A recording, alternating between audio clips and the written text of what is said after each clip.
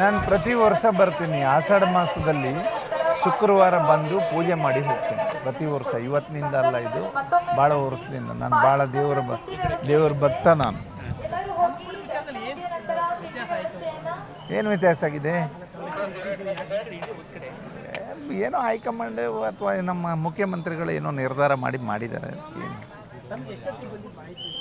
ನಮ್ಮ ಮುಖ್ಯಮಂತ್ರಿಗಳು ಫೋನ್ ಮಾಡಿ ಹೇಳಿದ್ರು, ಒಂದು 10 ಗಂಟೆಗೆ ಹೇಳಿದ್ರು, ಕ್ಲಿಯರ್ ಆಗಿದೆಯಪ್ಪ, ರೆಡಿ ಆಗೋದು.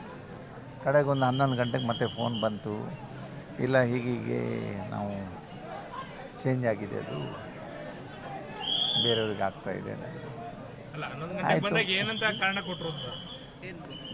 ಇಲ್ಲ, ಇವರು ಮಲ್ಲಣ್ಣನಿಗೆ ಮಾಡಬೇಕು, ನಾವು ಮಲ್ಲಣ್ಣ ಅಂತ ಹೇಳ್ತಾರೆ.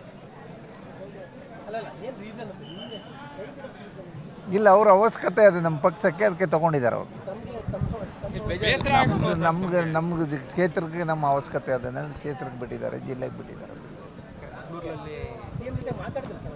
ಹೌದು, ಮಾತಾಡಿದ್ದೆ. ಆಗಿಂದಾಗ ಅವ್ರ ಮನೆಗೆ ಹೋಗಿ ಮಾತಾಡ್ಕೊಂಡು ಬಂದಿದ್ದೇನೆ.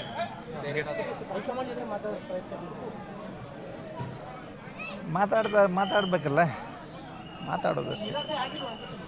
ನಿರಾಸೆ ಯಾಕೆ ಆಗ್ತದ್ರಿ? ನಾವೇನು ಮಂತ್ರಿ ಆಗಬೇಕು ಅಂದೇಳಿ ಬಂದಿದ್ದಲ್ಲ. ನನ್ನ ಕ್ಷೇತ್ರದ ಜನ ಏನೋ MLA ಮಾಡಿದ್ರು, ಪಕ್ಷಕ್ಕೆ 140 ಸೀಟ್ ಬಂತು, ಸರ್ಕಾರ ಬಂತು, 3 ವರ್ಷ ಮಂತ್ರಿ ಆಗಿದ್ದೇನೆ, ಒಳ್ಳೆ ಕೆಲಸ ಮಾಡಿದ್ದೇನೆ, ಎಲ್ಲೂ ಒಂಚೂರು ಹೆಸರಾಳು ಮಾಡ್ಕೊಂಡೆ. ನನಗೇನು ಕೆಲಸ ಕೊಟ್ಟಿದ್ದಾರೆ ಅದನ್ನು ಕರೆಕ್ಟಾಗಿ ಮಾಡಿದ್ದೇನೆ. ಒಂದು ಗಂಟೆಲಿ ಇಡೀ ರಾಜ್ಯಕ್ಕೆ ಮಂತ್ರಿ ಇದ್ರು, ಇಡೀ ಕ್ಷೇತ್ರಕ್ಕೆ ಮಂತ್ರಿ ಆಗ್ಬಿಟ್ಟಿದ್ರಿ 1 ಗಂಟೆ ಅವರಲ್ಲಿ. ಈಗ ಮತ್ತೆ ಅದನ್ನು ತೆಗೆದ್ರು ಅಂತಂದಾಗ ನಿಮ್ಮ ಬೆಂಬಲಿಗರಾದ್ರು ರಿಯಾಕ್ಟ್ ಮಾಡಿದ್ರು, ನಮ್ಗೇನು ಅನ್ನಿಸ್ಲಿಲ್ವಾ ಅಂತ. ನೋಡ್ರಿ, ಈಗ ಇಡೀ ರಾಜ್ಯದಲ್ಲಿ ಅಲ್ಲಲ್ಲಿ ಗಲಾಟೆ ಮಾಡ್ತಾ ಇದ್ದಾರೆ. 34 ಬಿಟ್ಟು 35 ಮಂತ್ರಿ ಮಾಡ್ಲಿಕ್ಕೆ ಆಗ್ತದೇನ್ರಿ? ಆಗೋದಿಲ್ಲ. ಈಗ ಆಯಿತು, ನನಗೆ ಕೊಡಬೇಕು, ಯಾರನ್ನೋ ತೆಗಿಬೇಕಲ್ಲ. ನಿಮ್ಗೆ ಕೊಟ್ಟು ತೆಗೆದ್ರಲ್ಲ ಅಂತ ಇರಲಿ, ನೋಡುವ. ಅವ್ರೇನು ಹೈಕಮಾಂಡ್ ಅವರು ಎಲ್ಲ ಮೀಟಿಂಗ್ ಮಾಡಿ ಒಂದು 2 ತಿಂಗಳ ಇಟ್ಕೊಂಡು ಎಲ್ಲ ಮಾಡಿ, ಎಲ್ಲ ಕಮ್ಯುನಿಟಿಯವ್ರಿಗೆ ಎಲ್ಲರಿಗೂ ನ್ಯಾಯ ಕೊಡುವಂಥ ಲೀಸ್ಟನ್ನು ಮಾಡಿ ಕಳಿಸಿದ್ರು. ಅದರಲ್ಲಿ ವ್ಯತ್ಯಾಸ ಆಗಿದೆ. ನೋಡುವ ಮುಂದೆ ಏನಾಗ್ತದೆ.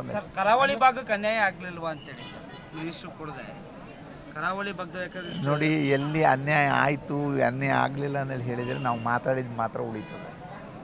ಅನ್ಯಾಯ ಆಗಿದ್ದಕ್ಕೆ ಅನ್ಯಾಯ ಅಥವಾ ಮುಂದೆ ಏನು ಅಂದೇಳಿ ಆ ಭಾಗದ ಜನ ತೀರ್ಮಾನ ಮಾಡ್ತಾರೆ.